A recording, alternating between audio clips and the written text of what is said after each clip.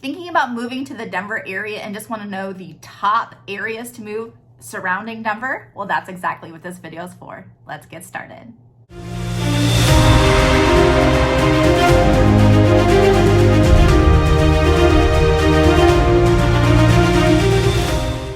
Christy Lee here, and I am a local real estate agent in the state of Colorado, but more importantly, I am a native of Colorado. If you're new to my channel, all of my videos are to help you figure out what the best area to move to. If that's something that interests you, please click that subscribe button right there. That way you are notified every time I have a new video. Now, as much as I love making these videos for you, I love hearing from you more. So my contact information is right there. Please reach out to me anytime so we can have a conversation and see how I can help. All right, so today I'm going to be talking about the top 3 areas around Denver that I feel like most people are gravitating towards, or at least people are contacting me about the most. So I'm going to start off with Parker. Parker is going to be my #1 area that people could just keep on calling me about and wanting more information about.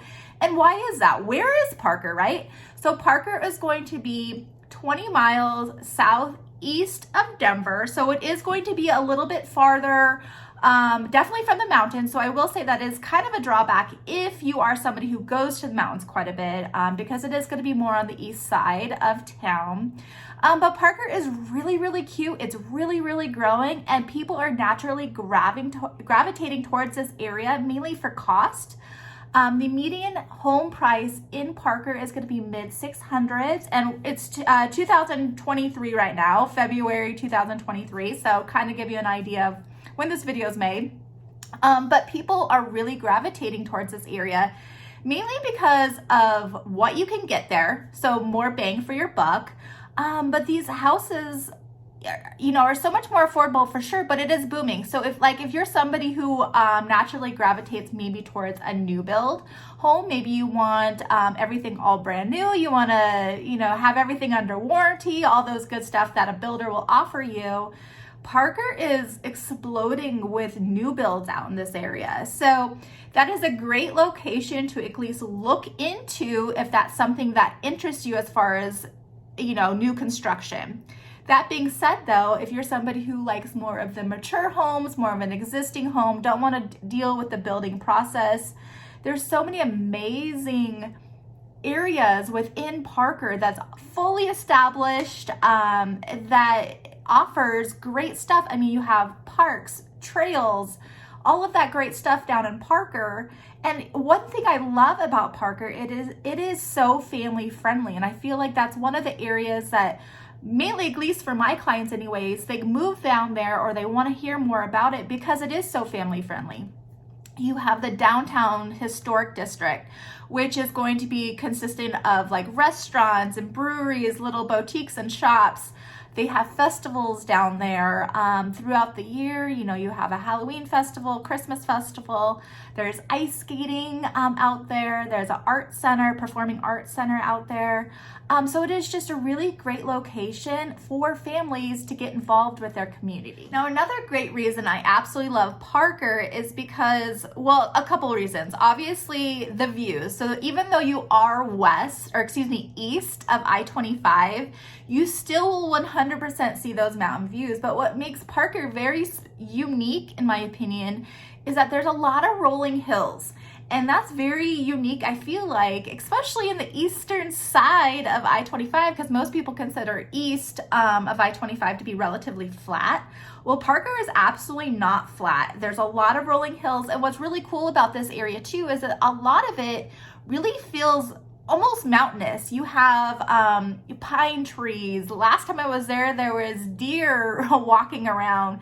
So it is a very unique kind of experience when you're living down there.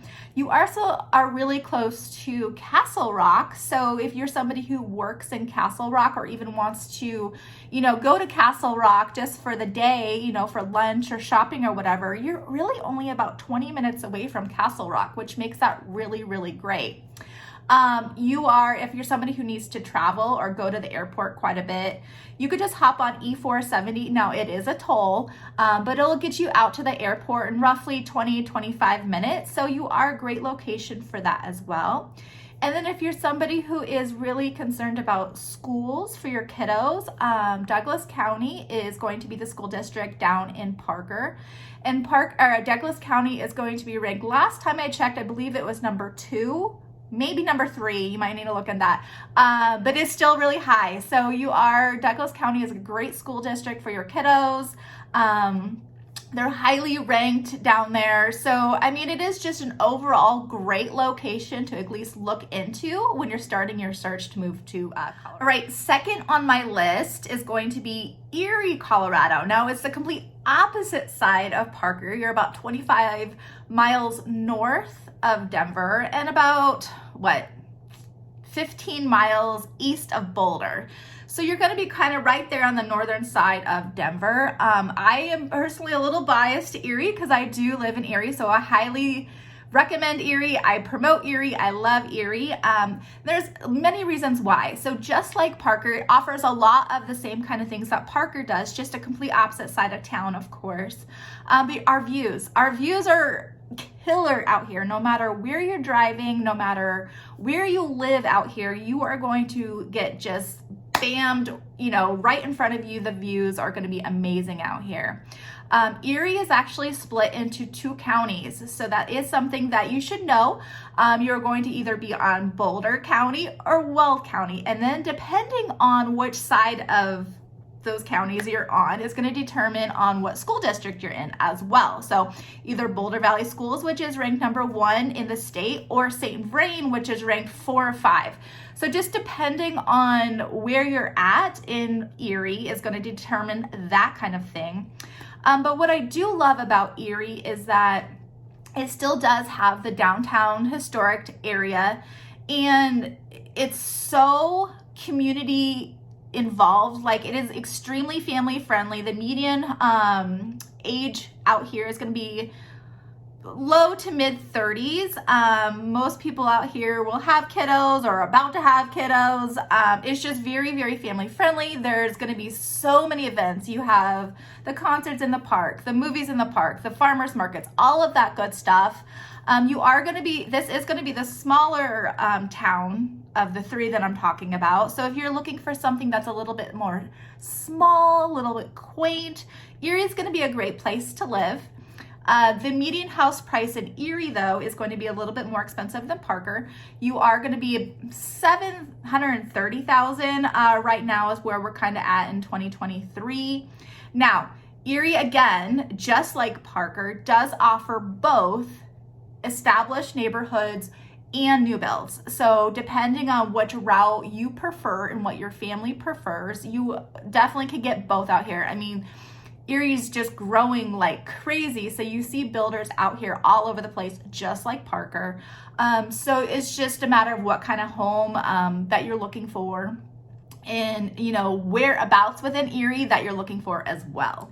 So another great thing that I truly love about the Erie area is that its proximity to Estes Park and Rocky Mountain National Park. So if you're somebody like me and my family who goes camping quite a bit during the summertime, you're going to be able to get to Rocky Mountain National Park in about an hour, a little bit less than an hour, depending on traffic, of course.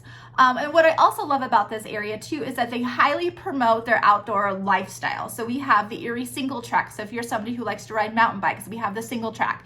We have disc golf out here. We have 58 miles of trails that all interconnect with each other, and that'll actually head you out to Boulder. You see a lot of people riding their bikes actually out to Boulder as well. But another really cool thing that I do like about this area too is that while we are very small, we are still really close to a couple other small towns that we actually actively visit quite a bit, or at least my family visits quite a bit. So Lafayette is right there, and so is Louisville. So if you're somebody who likes to,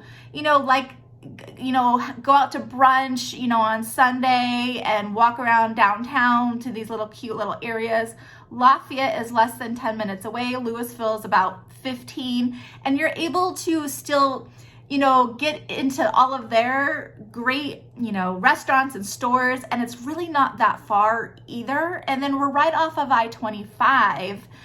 So if you're somebody who needs to drive to Denver for work, you're only going to be about 30 minutes from Denver. And then if you need to travel, again, getting out to the airport, you're going to hop on E470. I mean, you don't have to on either Parker or here, but it's just going to save you a lot of time.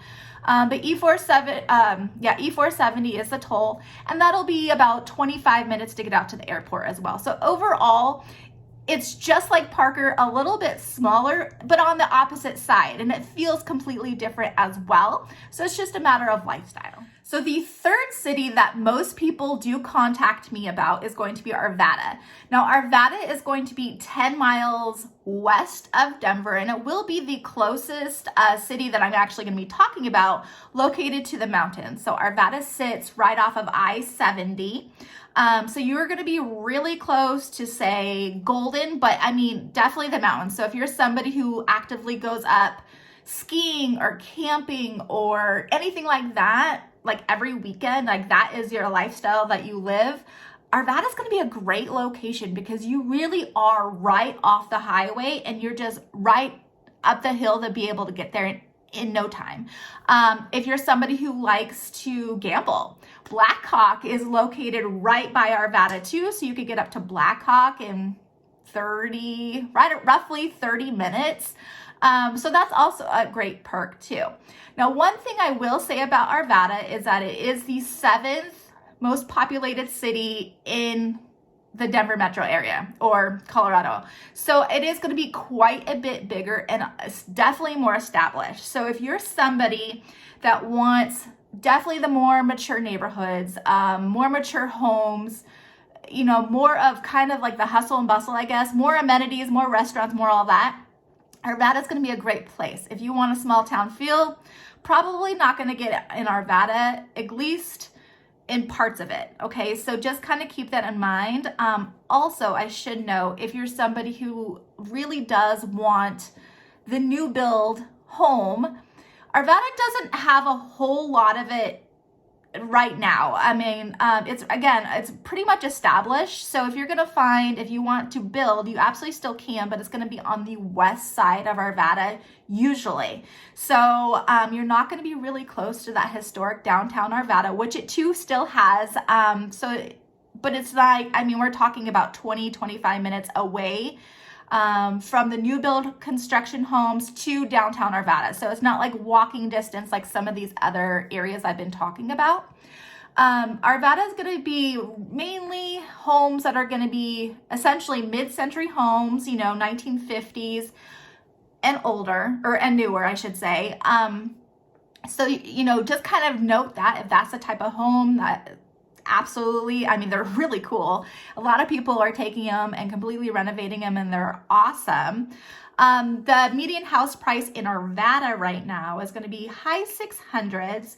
Now, keep in mind that is actually going to be probably for those mid-century homes. If you want something newer, Arvada tends to be a little bit more, or sometimes a lot more expensive than, say, Parker or Erie, and you are mainly paying because of the mountains. So I would roughly say on average it's going to be about $750 plus to get something larger or newer in the Arvada area.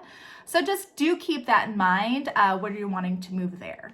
Now, one unique thing that Arvada has that Parker and Erie do not have is that they actually do have the light rail system finally that's going through Arvada. So you actually have the ability to pick up the light rail, which is our RTD system that'll get you down to Denver. It'll get you out to the airport. It'll get you out to Golden. It really will take you wherever you want. Which is really cool and very unique to Arvada, out of the three I'm talking about, of course. One of the stops is actually located in Old Town Arvada. So that's really, really cool. You could, go over there, hang out. Old Town Arvada is super, super cool. And then you can ride the light rail, maybe take it down to a game downtown, or a concert over at Red Rocks. There's so many options because you do have the light rail access. Arvada is also growing like crazy. So even though it is already big, it's just progressively getting bigger. They're trying to modernize a lot of things. I actually did grow up in Arvada, so I spent a good majority of my life in Arvada, and I've seen it transform, and it really is looking really, really cool. People are gravitating towards this area, mainly because it is so close to the mountains. I mean, there's just a lot that it offers. So I definitely highly recommend looking into Arvada if that's the lifestyle that you want to live. All right, so those are my top 3 cities surrounding Denver that I think you should definitely consider when moving out here. If you have any questions, please reach out to me anytime. Remember to click that subscribe button right there. That way you are notified every time I have a new video. And then to the next video, take care.